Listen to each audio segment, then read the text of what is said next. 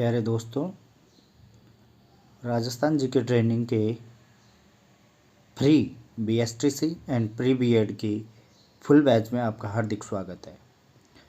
मैं मनोज सौकरिया आपको हिंदी पढ़ाऊंगा। तो चलिए हम सिलेबस देखते हैं। तो जो आपका पीटीटी और जो प्री बीएसटीसी का जो हिंदी का सिलेबस है उसकी बात करते हैं। तो हमारे हिंदी में है संधि। ठीक है, तो संधि में है स्वर संधि, व्यंजन संधि, विसर्ग संधि। ठीक है, इसके बाद है समास। समास में तत्पुरुष समास, द्विगु समास, कर्मधारय समास। इसके बाद है लिंग। ठीक है, लिंग में अपन पढ़ेंगे पुल्लिंग, स्त्रीलिंग, नपुंसकलिंग। ठीक है, और वचन पढ़ेंगे एक वचन, द्विवचन, बहुवचन। ठीक है, विभक्ति भी दी हुई है यहाँ पे, विभक्ति के साथ दिया है कारक। ठीक है, इसके बाद रटने वाली चीज़ों में है उपसर्ग, प्रत्यय, पर्यायवाची शब्द, विलोम शब्द। ये तो एक पार्ट है सिलेबस का। इसके अलावा एक और पार्ट दिया है सिलेबस का, उसको अपन देखते हैं। तो वो है ये। ठीक है, तो इसमें है शब्द युग्म। शब्द युग्म दिया है। इसके बाद वाक्य विचार। फिर तीसरा पॉइंट है शुद्धिकरण। शुद्धिकरण में है शब्द शुद्धि और वाक्य शुद्धि। रटने वाली चीज़ों में मुहावरे, लोकोक्ति। ठीक है, और लास्ट इसके अंदर टॉपिक है वाक्यांश के लिए एक सार्थक शब्द। चलिए अब कुछ समझते हैं, थोड़ा आगे समझते हैं इसके आगे कि कैसे कैसे क्या क्या है।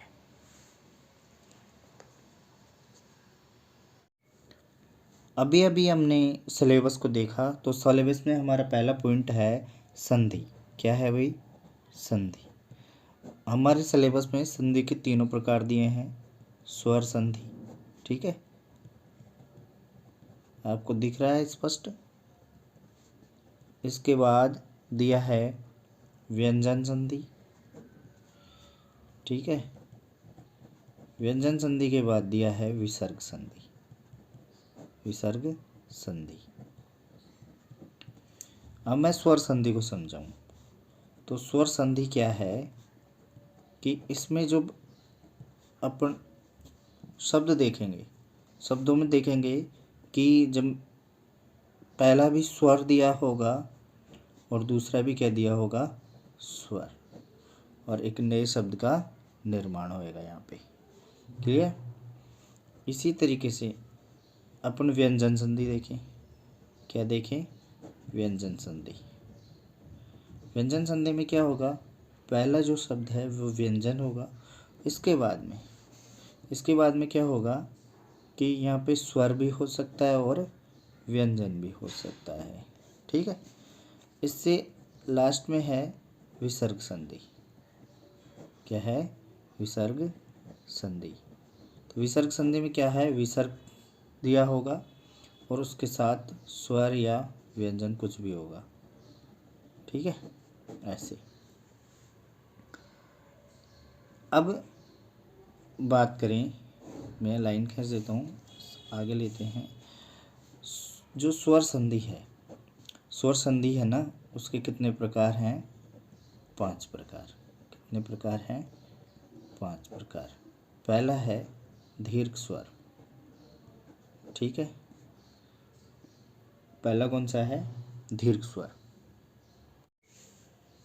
और दूसरा है गुण। दूसरा क्या है? गुण संधि। इसी तरीके से तीसरी है वृद्धि। तीसरी क्या है? वृद्धि। यहाँ पे मैं लिख दूँ। चौथी है यण। क्या है?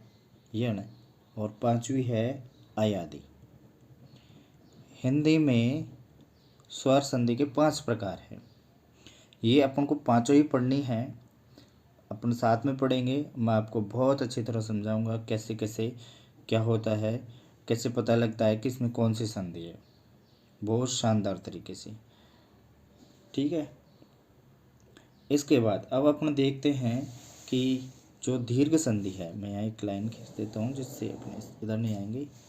जो दीर्घ संधि है, कौन सी संधि? दीर्घ संधि।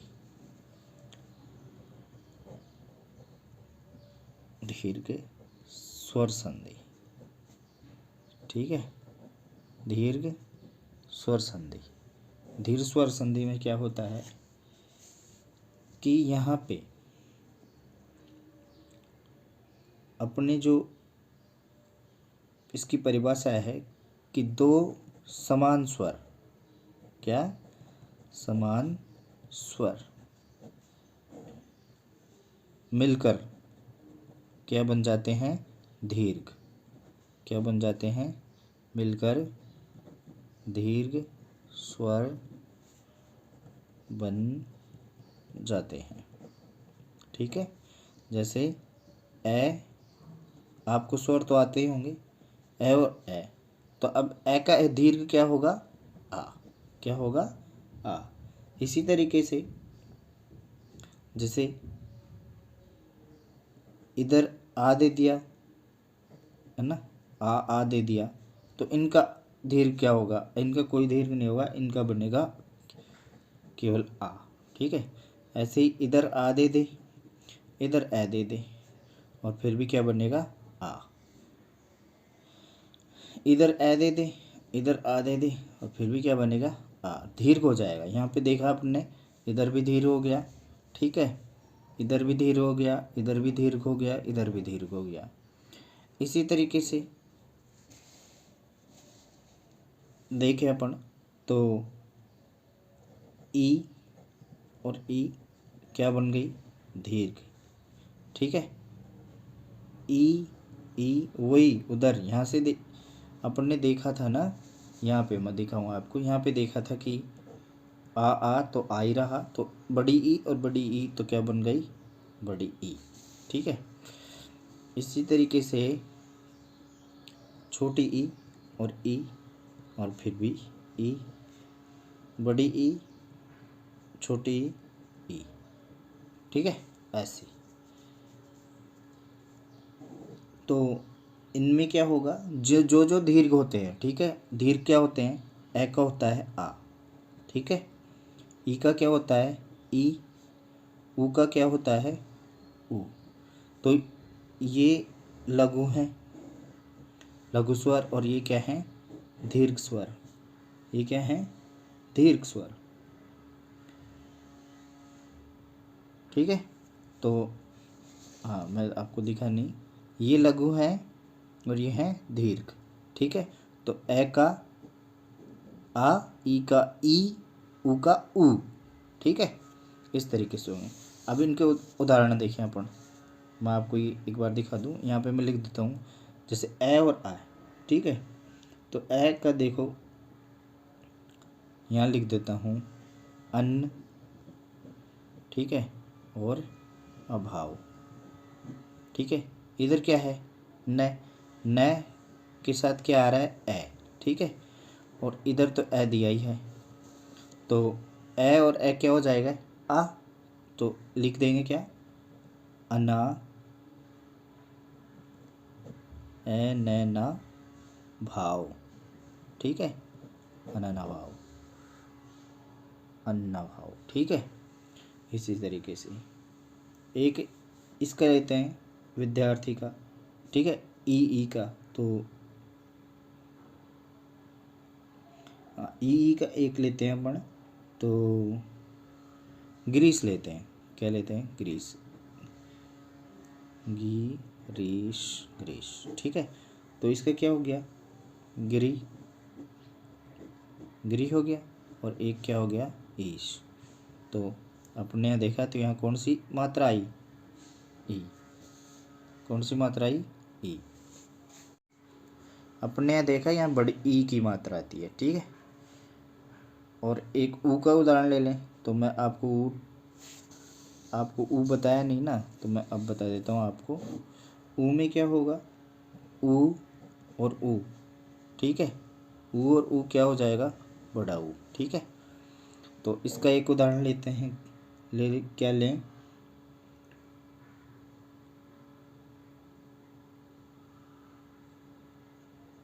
भानुदय लेते हैं, भानुदय। भानुदय का क्या होगा, ठीक है, भानु प्लस उदय, तो ये छोटा हो और इधर भी छोटा हो और फिर आगे बन गया क्या, बड़ा हो। और यहाँ देखते हैं अपनी मात्रा। तो इस तरीके से अपन पढ़ेंगे। ये मैं थोड़ा आपको पूरे नहीं बताऊंगा, बस ये दीर्घ ही बताऊंगा यहाँ पे। उसके बाद जब अपन पढ़ेंगे तो पूरा पढ़ेंगे डिटेल से, ठीक है।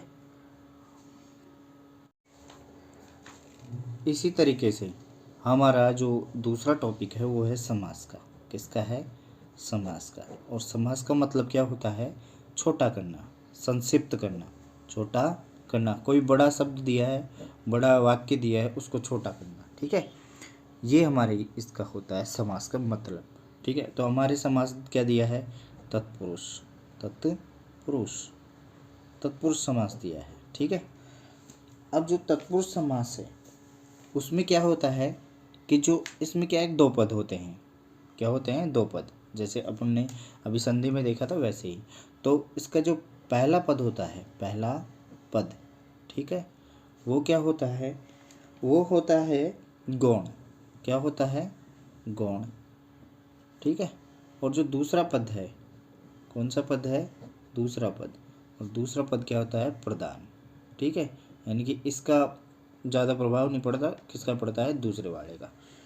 जैसे अब इसका एक अपन उदाहरण लें, तो इसका एक उदाहरण लेते हैं तत्पुरुष का, और उदाहरण है सर्वप्रिय। क्या है, सर्वप्रिय, ये एक शब्द है। अब इसमें देखें तो इसका जो, इसको खोलें तो लिखा, और लिखेंगे सर्व को प्रिय, सर्व को प्रिय, यानी कि सभी को प्रिय। ऐसा कोई जो सभी को प्रिय हो उसे क्या कहते हैं, सर्वप्रिय। क्या कहते हैं, सर्वप्रिय। तो ये तत्पुरुष का उदाहरण है।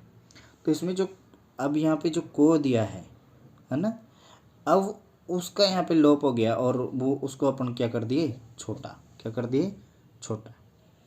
इसी तरीके से तत्पुरुष के है ना भाई, कितने भेद होते हैं, 6 भेद होते हैं, यानी कि 6 प्रकार, जो अपन आगे पढ़ेंगे। इसमें अपने जो दूसरा दिया है, दूसरा दिया है, दूसरा दिया है द्विगु। क्या दिया है, द्विगु।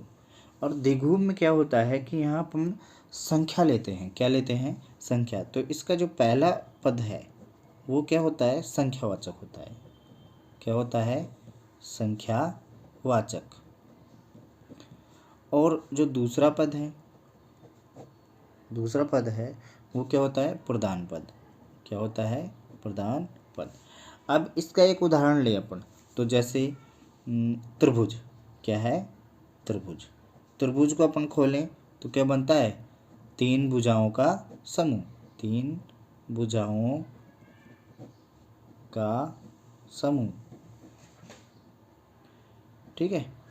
अब ये अपने पास अपन को पता लगा कि जो द्विगु समास में उसके अंदर क्या होता है, संख्या दी होती है। क्या दी होती है, संख्या। इसी तरीके से अपना जो लास्ट इसमें समास होगा वो होगा कर्मधारय। कौन सा होगा, कर्मधारय, ठीक है। कर्मधारय में क्या होता है कि जो इसका जो पहला और जो दूसरा पद होता है ना, उनमें क्या होता है, विशेषण या कोई विशेष्य होता है, यानी कि कोई विशेषता होती है। हाँ, मैं इसको आगे क्या होती है, कोई विशेषता होती है कि पहला और दूसरे पद में विशेषण और विशेष होता है, और उसमें एक विशेषता होती है। और विशेषता को जैसे अपन देखें तो इसका एक उदाहरण है पीताम्बर। क्या है, पीताम्बर। और पीताम्बर का क्या है, पीला है जो अंबर, पीला है जो अंबर, ये पीताम्बर का मतलब है। तो अपन ने देखा कि कर्मधारय में एक विशेषता है कि विशेषता क्या है, पीला, ठीक है। कि पीला है जो अंबर, अंबर का मतलब क्या होता है, आकाश। इसी तरीके से अपन समास को बहुत डिटेल में पढ़ेंगे, इनके सारे भेद पढ़ेंगे, ठीक है। तो अगला हमारा टॉपिक है लिंग। लिंग में है पुल्लिंग, और पुल्लिंग का मतलब होता है कि ऐसा कोई शब्द जिससे अपन को पुरुष जाति का पता लगे, ठीक है। और उससे अगला है स्त्रीलिंग, और स्त्रीलिंग में क्या होता है कि अपन को स्त्री जाति का पता लगे। जैसे अपन यहाँ एक उदाहरण लेते हैं, उदाहरण है लड़का, जो कि क्या है, पुल्लिंग है, और तो पुल्लिंग का स्त्रीलिंग क्या होगा, लड़की, ठीक है। ऐसे ही क्वेश्चन आएंगे एग्जाम में, और अपन को बहुत मतलब वहाँ पूछेगा कि दिए गए शब्द का स्त्रीलिंग क्या होगा, दिए गए शब्द का पुल्लिंग क्या होगा, इसमें कौन सा इसका सही स्त्रीलिंग है या कौन सा गलत है, नहीं में आ जाए सवाल, ठीक है।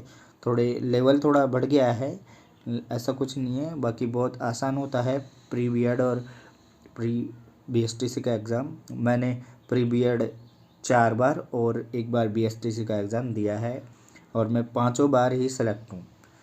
ऐसा कुछ मैंने किया नहीं, बार बार मैं स्किप करता रहा, और अब मैं बीएससी बीएड हूँ, ठीक है। और मैंने बहुत साल तक बच्चों को पढ़ाया भी है। आगे देखिए अब हिंदी। इससे आगे है अपना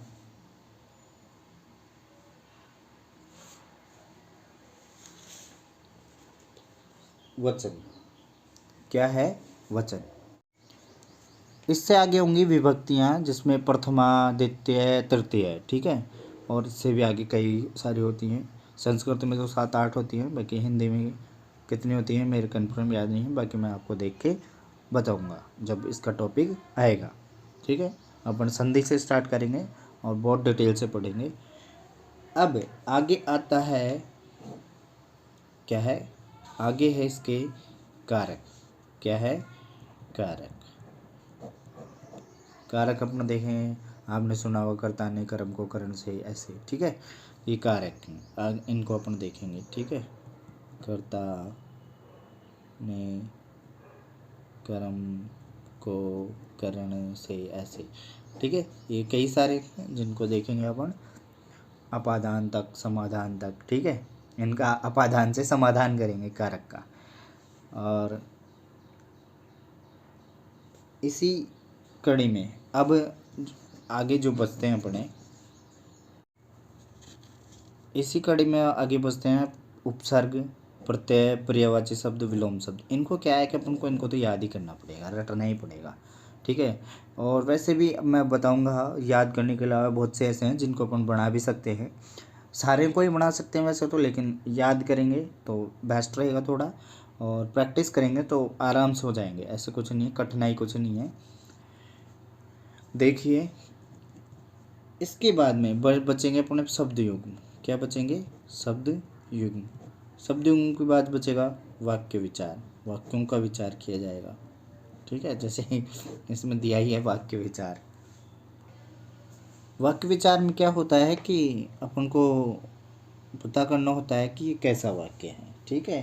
कि मतलब ये सामान्य वाक्य है या मिश्रित वाक्य है या संयुक्त वाक्य है, ठीक है। मैं लिख भी देता हूँ कि सामान्य वाक्य है या मिश्रित वाक्य है।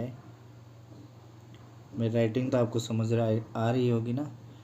या संयुक्त वाक्य है, संयुक्त, ठीक है, वाक्य है। ऐसे अपने क्लास कुछ दिन तक ऐसे ही रहेगी, बाकी जब अपन पढ़ेंगे तो बहुत मतलब चल रहा है कि बोर्ड वोर्ड प्रोवाइड किए जाएँ सब टीचरों को, तो इस तरीके से फिर बहुत अच्छी किताब, बहुत अच्छे से अपनी पढ़ाई चलेगी, ठीक है। और आपको नोट्स भी मिलेंगे टेलीग्राम पे, पीडीएफ मिलेगी, बहुत शानदार पीडीएफ, फुल एडिटेड। उसके अंदर आपको बहुत अच्छे से समझ में आएगा। ऐसे वीडियो तो है ही, उससे बेस्ट आपको पीडीएफ मिलेगी। पीडीएफ के अंदर आपको बाकायदा आपके टेस्ट भी होंगे, जिससे आपकी प्रैक्टिस भी हो जाएगी। टेस्ट फ्री होंगे, और मेरे पर्सनल चैनल पे भी आपको टेस्ट मिलेंगे, जिसमें तो आपको सभी सब्जेक्ट के मिल जाएंगे लगभग, इंग्लिश के भी हम प्रोवाइड करवाएंगे, देखना। इससे आगे शब्द शुद्धि रहेगी, उसमें अपन को शुद्ध करना पड़ेगा शब्दों को, ठीक है। तो वो तो अपन को प्रैक्टिस से आएगा, शब्द शुद्धि, ठीक है, शुद्धिकरण, जिसमें शब्द शुद्धि भी होगी है ना, और वाक्य शुद्धि भी होगी। तो ये अपन प्रैक्टिस करेंगे, बहुत सारे शब्द सीखेंगे तो अपन को आने लग जाएंगे। फिर उसके बाद मुहावरे हैं, ये रटने वाली बातें हैं, ठीक है।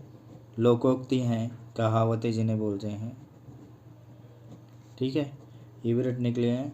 और वाक्यांश के लिए सार्थक शब्द, वाक्यांश के लिए सार्थक शब्द, इन सब का भी रटना ही पड़ेगा। और वो मैं रटाऊंगा कि रटने में भी ये है कि अपन को क्या इम्पोर्टेंट है, उसी को रटे, फालतू की चीज़ें पढ़ने से क्या मतलब है, ठीक है। तो फालतू नहीं पढ़ेंगे, सार्थक शब्द, ठीक है। ये अपना सिलेबस है, इतना ही पढ़ना है। इसमें से आपके जो सवाल आएंगे वो लगभग पूरे आ जाएंगे। और जो आप हमारा जो पढ़ाने का तरीका है वो बिल्कुल आपकी तरह रहेगा, बिल्कुल ज़ीरो से। आपको अगर नहीं समझ में आता है तो हमें आप टेलीग्राम पे मैसेज कर सकते हैं, और वहाँ से भी हम आपको रिप्लाई करेंगे, बताएंगे कि कहाँ क्या दिक्कत आ रही है, आपसे पूछेंगे और आपकी दिक्कत का, आपकी जो समस्या है उसका समाधान करेंगे, ठीक है। तो चलिए मिलते हैं कल। कल हम संधि वाली क्लास स्टार्ट करेंगे और संधि को डिटेल से पढ़ेंगे, ठीक है। संधि को क्या करेंगे, डिटेल से पढ़ेंगे बहुत अच्छी तरीके से।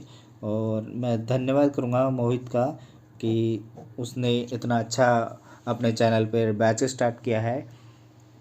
मोहित है ना, वो मेरे पड़ोसी भी हैं और बहुत अच्छे शिक्षक हैं। तो आप सब इस बैच का भरपूर फ़ायदा उठाइए और अपने दोस्तों को बताएं, और राजस्थान जी के ट्रेनिंग के यूट्यूब चैनल को सब्सक्राइब करें। धन्यवाद, और मिलते हैं कल वाली क्लास में, जिसमें हम स्टार्ट करेंगे संधि, ठीक है। मेरी जो क्लास है वो रात को 9 बजे रहेगी।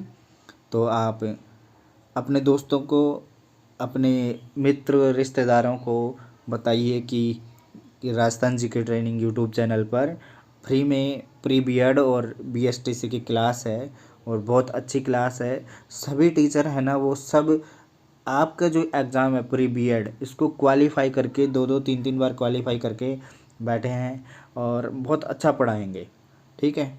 जैसे मैंने बताया भी थोड़ी देर पहले कि मैंने ना 4 बार प्री बीएड दिया है, और चारों बार मैं क्वालिफाई हूँ। एक बार मैंने प्री बीएसटीसी दिया है, वो भी मैं क्वालिफाई हूँ, ठीक है। तो आप जो मेरा टेलीग्राम है उसका मैं लिंक दे देता हूँ आपको। आप मुझे सर्च करेंगे मनोज सोनकरिया, ठीक है। वैसे सोनकरिया होता है 01, ये इसका यूज़र नेम है, ठीक है। मनोज सोनकरिया 01 यूज़र नेम है टेलीग्राम चैनल का, मेरे टेलीग्राम चैनल का। उस पर ज़्यादा लोग नहीं है अभी क्रिएट किए, वो पहले था वो, लेकिन उसको बाद में मैंने उसको थोड़ा ब्रेक ले लिया था उससे, तो मैंने सबको जो सब्सक्राइब थे उनको सबको हटा दिया था। अब इसको दोबारा स्टार्ट करने हैं। आप यहाँ जीके के लिए भी जीके क्यूज़ देख सकते हैं, ठीक है। और आपकी जो हिंदी है वो तो आपको मिलेगी, ठीक है। तो आप मुझे फॉलो कर सकते हैं। ये है जो मेरा यूज़र नेम है, ये सब सोशल मीडिया के लिए अलाउ है, जैसे फेसबुक, इंस्टाग्राम, ठीक है, अपना यूट्यूब, और क्या है टेलीग्राम, ठीक है, टेलीग्राम। और आप है ना जो अपना राजस्थान जी की ट्रेनिंग का जीके ट्रेनिंग, इसका जो यूट्यूब चैनल है, ठीक है, इसको सब्सक्राइब करें, ठीक है। बेल आइकन को प्रेस करके रखें, जिससे आपको जैसे ही वीडियो आए और आपको नोटिफिकेशन पहुंच जाए, ठीक है। और इसका जो टेलीग्राम है उसको भी आप फॉलो कर लें, क्योंकि पीडीएफ आपको वहीं मिलेगी, ठीक है। हर सब्जेक्ट की और अलग अलग टीचर की PDF आपको वहीं पे प्रोवाइड किए जाएगी। और आपको फिर से धन्यवाद। बहुत सारी बातें हो गई आपसे, और मुझे लगता है कि आप ना बहुत अच्छे बच्चे हैं और पढ़ने में बहुत होशियार हैं। जो बच्चे होशियार होते हैं ना, वही टीचर बनने की सोचते हैं। ठीक है, ऐसे कोई नहीं बनता है, मतलब सोचते भी नहीं है, तो बनने की तो क्या बात है। तो आप होशियार हैं, तो इस बैच का भरपूर आनंद लीजिए और खूब सारा पढ़िए और बहुत आगे बढ़िए। धन्यवाद। चलिए अब आपसे विदा लेते हैं, और अगेन धन्यवाद।